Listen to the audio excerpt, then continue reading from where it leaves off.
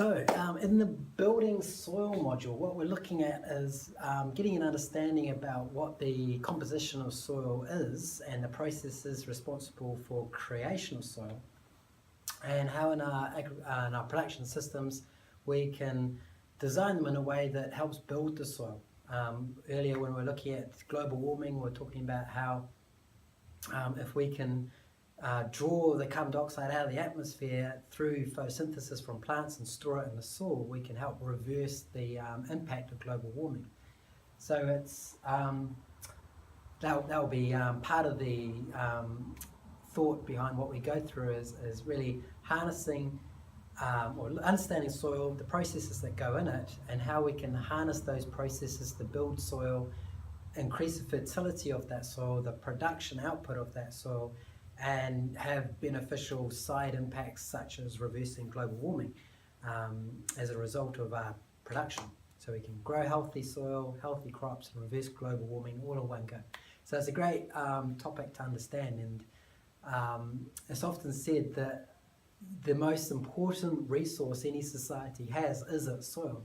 And if you can really look after that resource and make sure your activities are designed in a way that supports the production of healthy soil, you're really looking after the future of that society and making an investment, I guess, in what you're doing that is going to be of benefit to future generations, so that they can inherit a landscape that's productive and resilient and sustainable, which is what we should all aspire to create.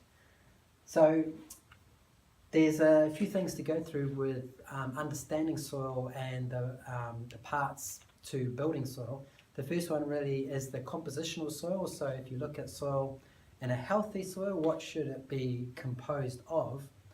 And then taking the main ideas of the physical structure of soil, which is the substrates of soil, and what are the properties of that. So what are the physical, chemical and biological properties of that, and what understanding do we need for each one to help build and construct healthy soil, and how does that tie in with the design of our systems.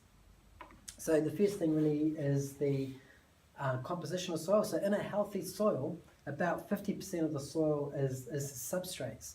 So that means ideally that these substrates are aggregated, which are just clumps,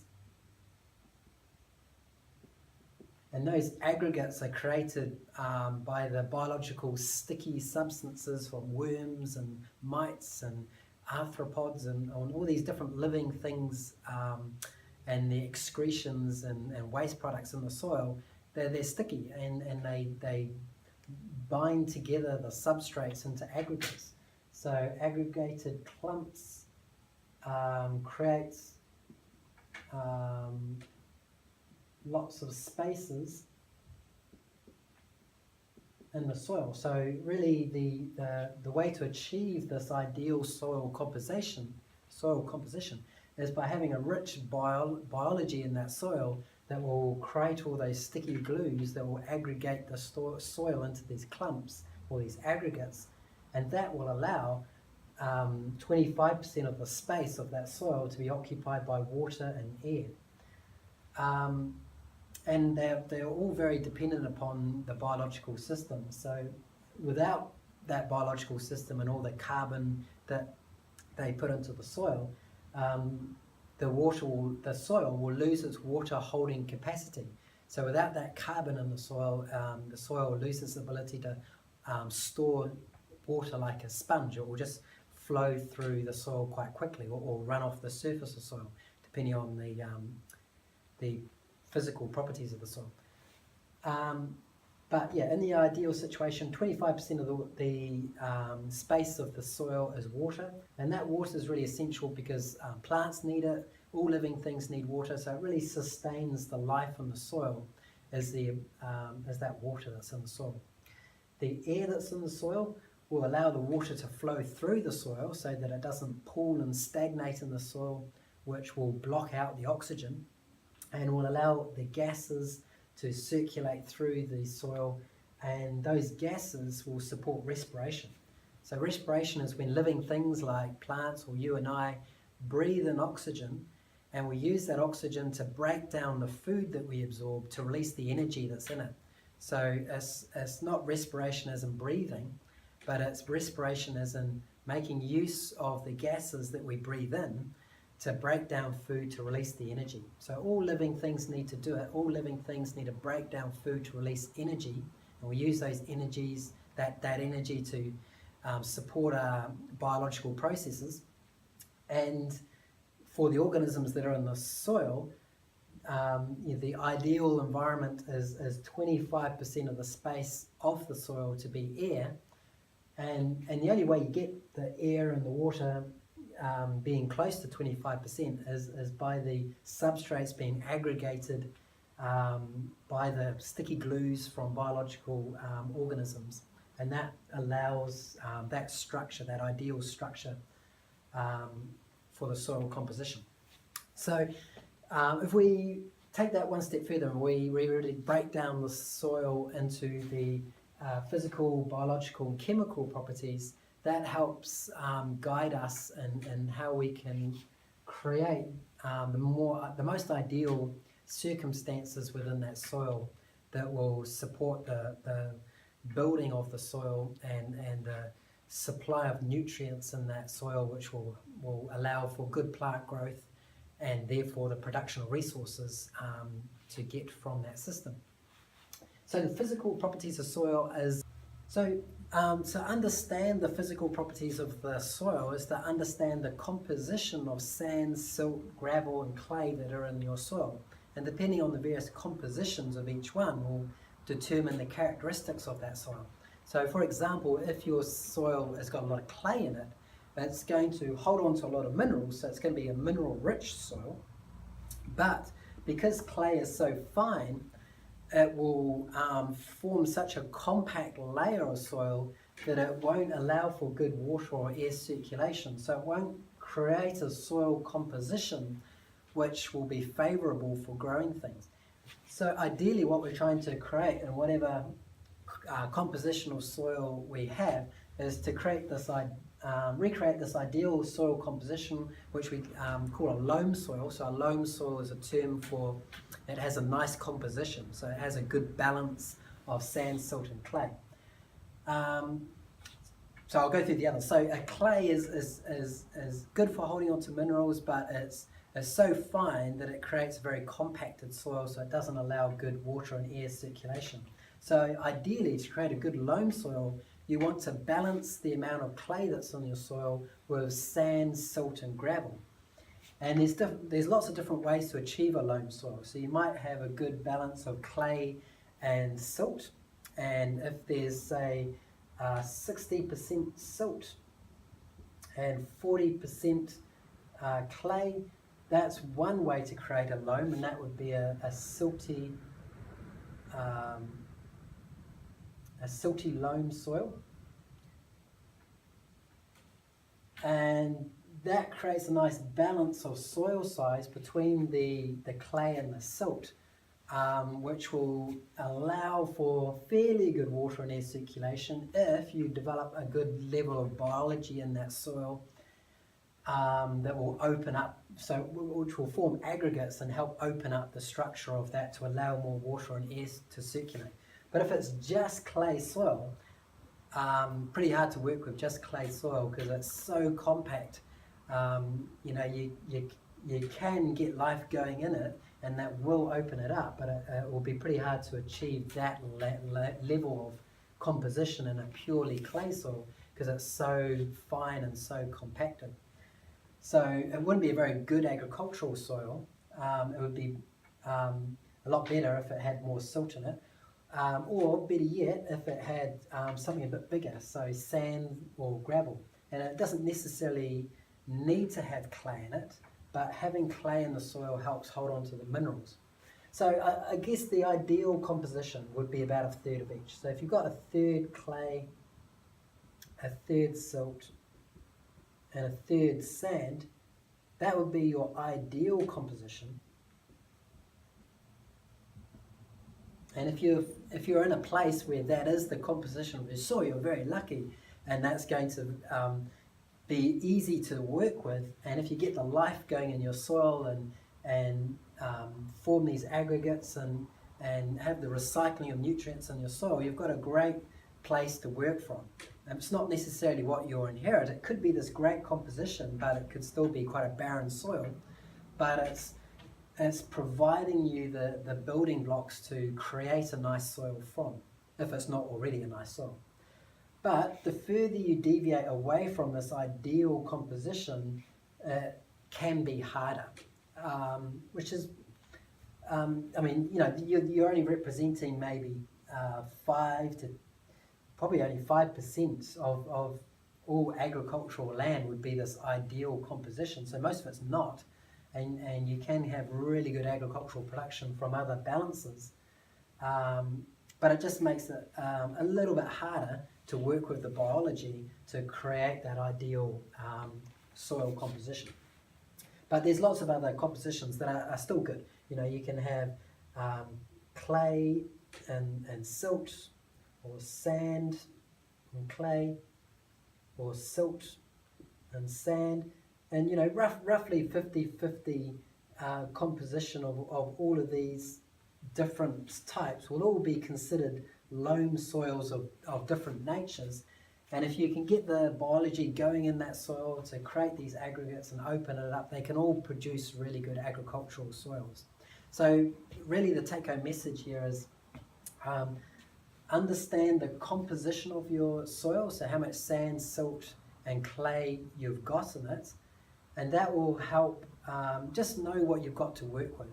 Really, whatever you've got, you go through the same process anyway. You've got to feed that soil with you've got to recreate life systems in that soil which will help sustain and build that soil. And once those life systems are built, you've got to feed them with resources to help diversify and build up the life that's in that soil.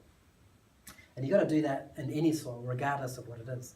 But the more ideal the composition, the easier it is to work with that soil. So that's the physical properties of soil, just understanding its composition, what you've got to work with, what challenges are ahead of you. If you've got a pure silt, a pure clay, or a pure sand soil, it's going to be hard soil to work with.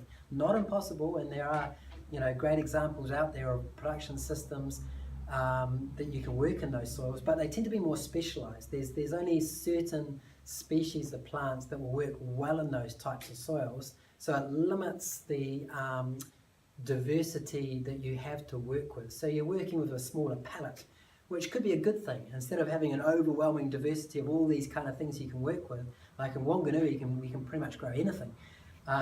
If you've got a more limited repertoire, then it kind of limits your options, and you know what works well in this situation, and you just stick to that, and that will work well for you.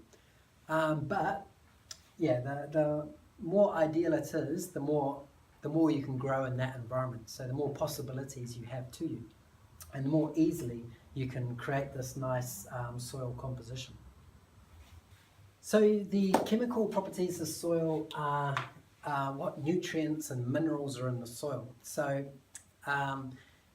to sustain good plant growth, you want a good diversity and abundance of minerals and nutrients in that soil. And what we typically do is we just look at the composition of those minerals and nutrients, and we apply them in a fertilizer.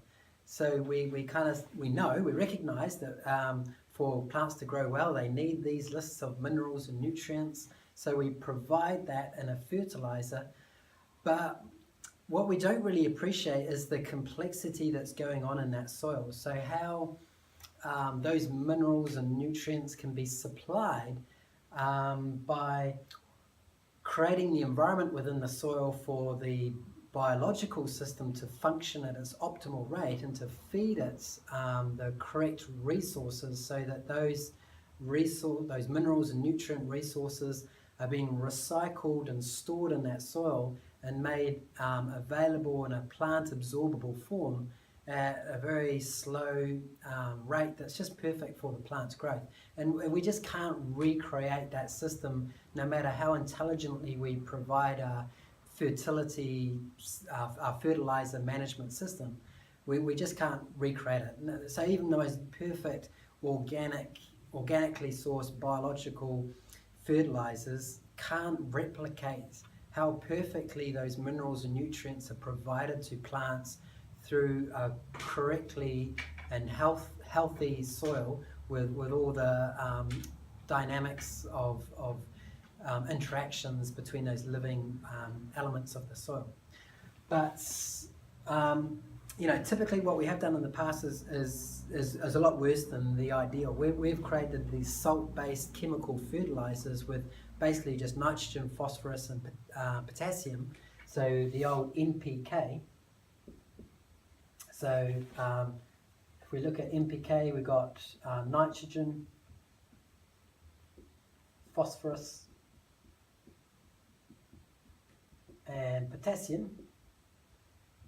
And these are considered the macronutrients.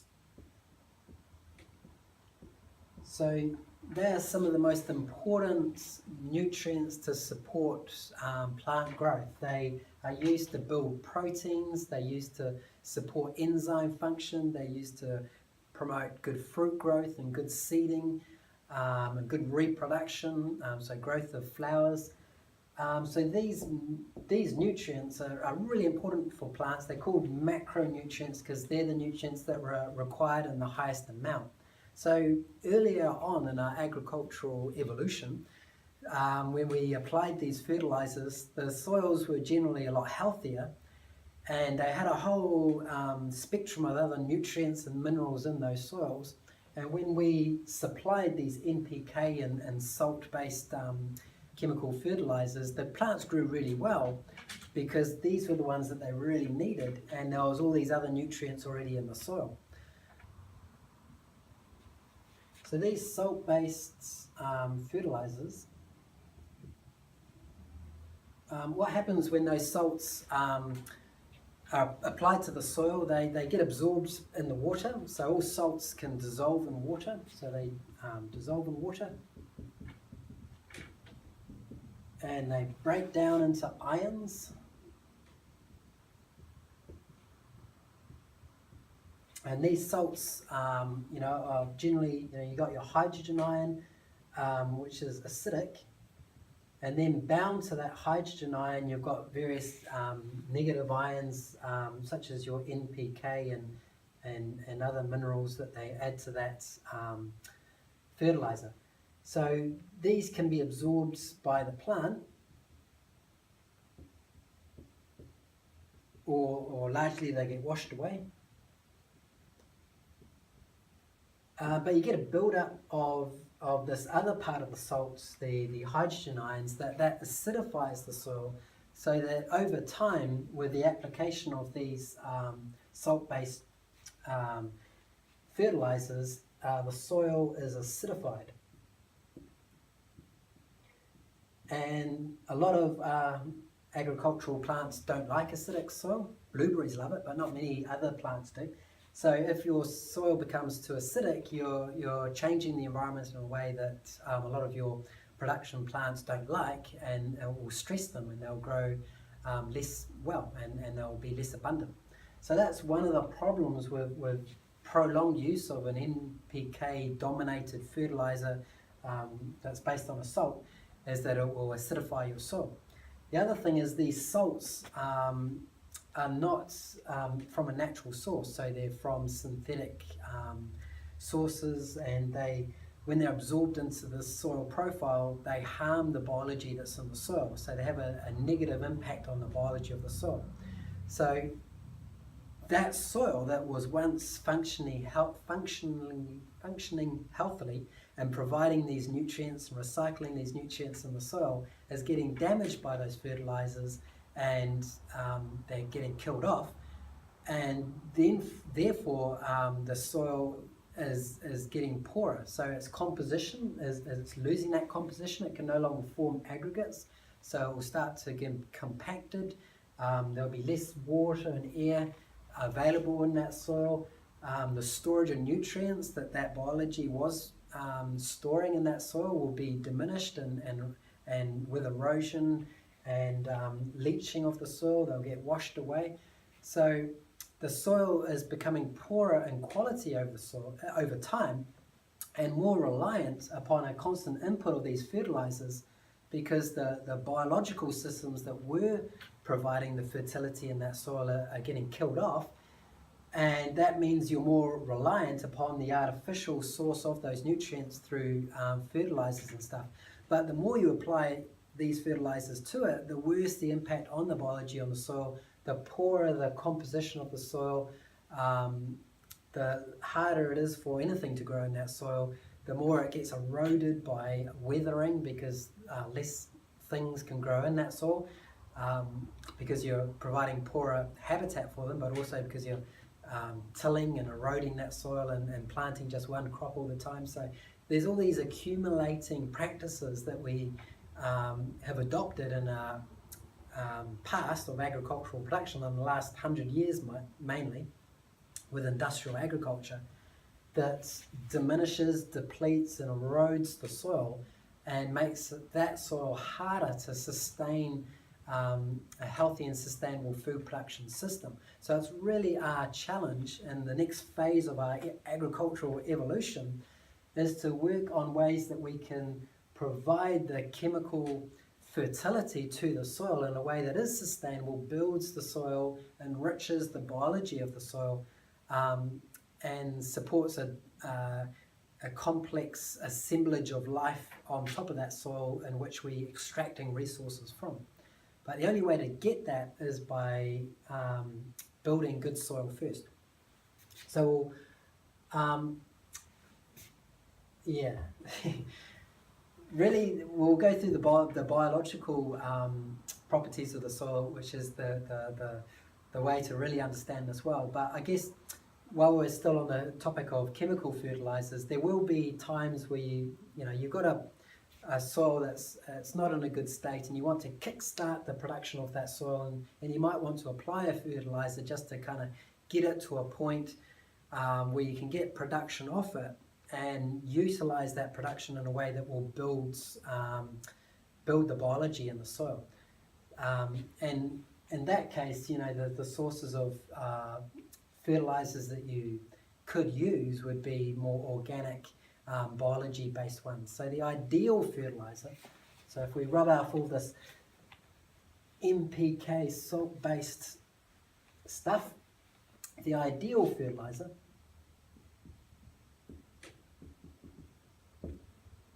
would be an organically sourced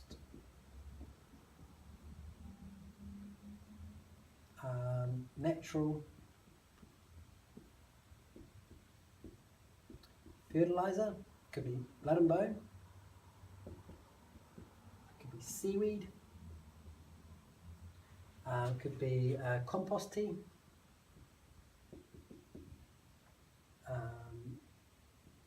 and that could have different recipes depending on what is available. But any of these kind of organically, naturally sourced fertilizers are a good way to introduce a source of fertility to your soil. Worm pea, another good one. And they're in a form that's not the salt-based fertilizer, so it's in a form that is going to be more beneficial to the life that's in that soil, while at the same time helping promote good, healthy plant growth. And if you couple that with biological preparation, so if you boost the amount of living and beneficial bacteria that are in it, so you give it a boost of beneficial bacteria, and you can do it with fungi as well, you're kick-starting the biology in that soil. So you're inoculating that soil with a healthy microorganism population that will help speed up the transition of that soil to become more diverse and stable and abundant in a way that will provide the nutrients to the plants more sustainably with less effort and less resources from the farmer, which is what you want to achieve. So the ideal situation with the use of fertilizers is to get an organically sourced one. These are great sources. and to boost that fertilizer with bacteria and fungi. And a good way to do this is to create aerated preparations. So these beneficial microorganisms, they all are aerobic respirers, so they have got to respire aerobically like we do, which means they breathe in oxygen to break down food to release energy.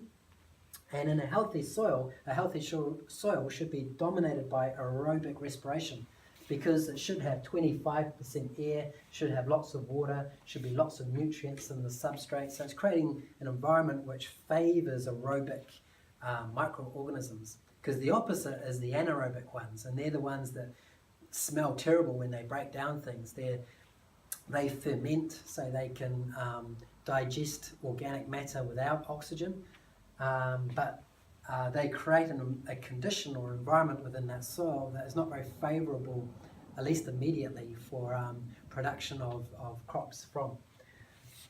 So a good way to get this aerobic preparation with all those beneficial microorganisms is you could take this one's probably too strong, so these are more ideal, and you probably want to dilute this one too. But if you take those and you put them in a mescaline bag or hessian bag, and you put it in a container, you could do this to a big scale still. So if you take a big bucket with lots of holes in it, and you put it in a big container that's being churned around, so that it's got water in it, and it's being stirred. So you can do this on a 1,000-gallon scale, create massive scales of fertilizer, and it's just taking a source of natural, organically sourced fertilizer, putting it into water that is being oxygenated, and inoculating that with a source of compost which will be full of the beneficial bacteria that will be good for that soil, and they will multiply in that aerobic preparation. And then you can take that preparation, and you've got to use it quickly before it stagnates and becomes anaerobic. So you've got to use it quickly, apply it to your fields, and that will apply a good organic fertilizer that's full of all these beneficial microorganisms to your soil. And that's the best way to apply a chemical preparation to your soil that will boost the minerals and nutrients to it. I guess the last thing to think about there is just what your soil might be lacking, because certain trace nutrients, if they're in small amounts in your soil, or they're not there at all, like boron or selenium are classic examples here in New Zealand, if they're not in your soil, they can be a limiting factor to plant growth. So you want to do a soil test ideally that will determine what nutrients are in a healthy soil in your area, because there may be certain areas, certain minerals that are not regionally very abundant, and you want to include those minerals specifically into your preparation to help boost up the production in that soil. And you wouldn't need much, these are just trace mineral amounts, but just the incorporation of them into your soil will boost the growth of these agricultural plants, because they have evolved in environments where those minerals are in the soil. So if they're not in your soil, they're going to not grow very well. So you want to create the optimal environment for that plant as you can. Keeping in mind, however, though, that you want to pick a plant that is best suited to your condition. So if your condition really doesn't suit a particular type of plant, you're best just growing a plant that is suited to your conditions, rather than pouring in all these resources all the time to try to change that environment to suit that plant. You're better off just growing a plant that does grow well in that situation. So that is where kind of local observation comes in, and seeing what does do well in your region, talking to farmers and getting a sense of what your conditions of your local soil are like, and what grows well in those situations. So biological properties of soil are at the heart of understanding how we can really create healthy, resilient soils which will help sustain and be at the base of a productive agricultural system. So creating that system really depends upon creating the environments within the soil that will help support good production. And at the heart of that is really understanding what's happening in the biology in that soil and working with that biology to support and grow it and diversify it and create the conditions within the biology within the soil that favours the growth of the plant. And the plant will do a lot of that work for you, which is like the great thing about this, in that a plant by nature is busy photosynthesizing, so will produce 2/3 of its sugars from photosynthesis will be used to support plant growth and reproduction and just life cycle processes, so to support plant. But the interesting thing is that through its root network, the plant is going to put 1/3 of all the sugars produced by photosynthesis into the soil to feed the microorganisms that are in that soil, and by doing that attract the microorganisms that are beneficial to the plant. So 1/3 of sugars released as exudates into the soil, and that creates a beneficial soil community to support plant growth. So this is, agricultural production has really got quite complicated as far as trying to understanding the inputs required into the soil to help support the plant growth. But the interesting thing about the system is that the tree or the plant will do this all by itself. It's putting 1/3 of all the food, initially sugars, but that will transition into proteins and lipids as the plant gets more healthy, and that will create a more diverse soil community in that soil. But the plant is creating this beneficial community within the soil that will support the production of the plant. So without the need to apply all these fertilizers and sources of nutrient to the plant is attracting those nutrients to it by creating an environment within the soil where it establishes these beneficial interactions with the microbiology in the soil, where in exchange for the exudates, so the sugars, the proteins, the fats, that it will give to those microorganisms will supply minerals and nutrients to that plant from quite far and wide throughout the soil. So, fungal hyphae are amazing. So in a forest, for example, the hyphae network of fungi can extend hundreds of thousands of kilometers. So let's just say hundreds of kilometers. And the result of that is that these fungi hyphae can extract minerals from within the forest, or they generally occur in forests because they've evolved to work with trees, so you generally get them in forests or woodland environments. But they extend through that system and they extract the nutrients and they provide it to the tree or the shrub or the perennial plant in exchange for the exudates that plant is providing. So it's this amazing beneficial relationship, providing these nutrients to the plant in exchange for the exudates. So really the best thing you can do to create an environment in the soil that will be best for this plant is just to look after the growth of the plant. And initially that might be through certain inputs into the soil, just to get the system kick-started. But really it will do it for itself. So if you just leave that system to itself and you just manage the processes and the biology in that system, so you manage the grazers, and the browsers in that system that will release their manures into that system as a source of fertility. They will graze back to prevent that system from transitioning towards a forest.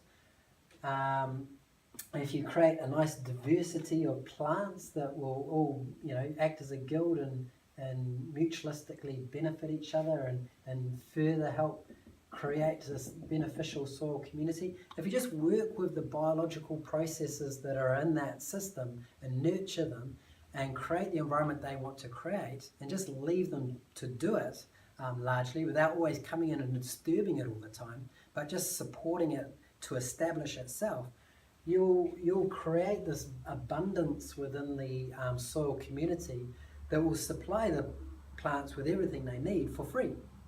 And that is the way to create this ideal permaculture system that requires less input of resources from us, because most of the inputs we put into an agricultural system is for the growth of the plant through fertility or tillage or weed control or pest control or whatever all these inputs are.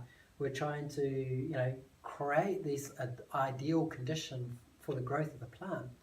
But biology will do that for you. If you just work in with the biological processes and if you're aware of how they change over time and stabilize and get more complex over time, just work in with that.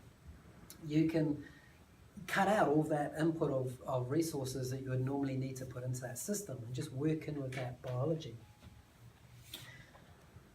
So there's different stages to achieve that. I mean, initially you are moving into that landscape and it's probably quite overgrazed, eroded, the life has really gone out of that soil, and you've got to try to work with that system and the succession of that system to a state which more replicates this stable, diverse woodland system with all these diversity of niche edge habitats that provides the conditions for a superabundant provision of resources.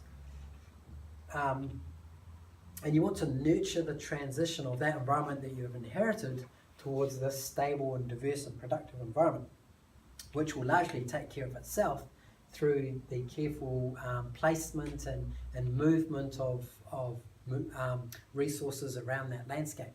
And once you get that appreciation of where to place things and how to move elements around that landscape in beneficial ways, you then just become the orchestrator to sustain that environment. You're not doing all the work yourself, but you're just orchestrating the movement of things and the placement of things in beneficial ways, and they do all the work for you.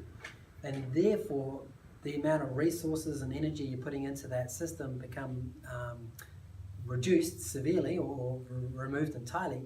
And at the other end of the system, you're just taking out the beneficial production from that system.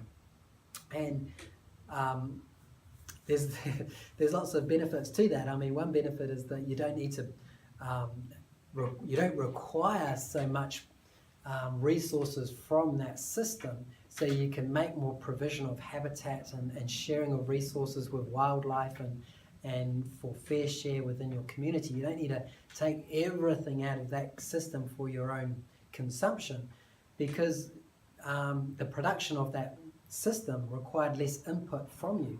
So for the same level of well-being or resources from an agricultural system, if it requires less input into that system, you don't need so much output out of it, which allows you the ability to share more, to work in more with natural systems, which is the ideal of what we want to be able to create in that environment.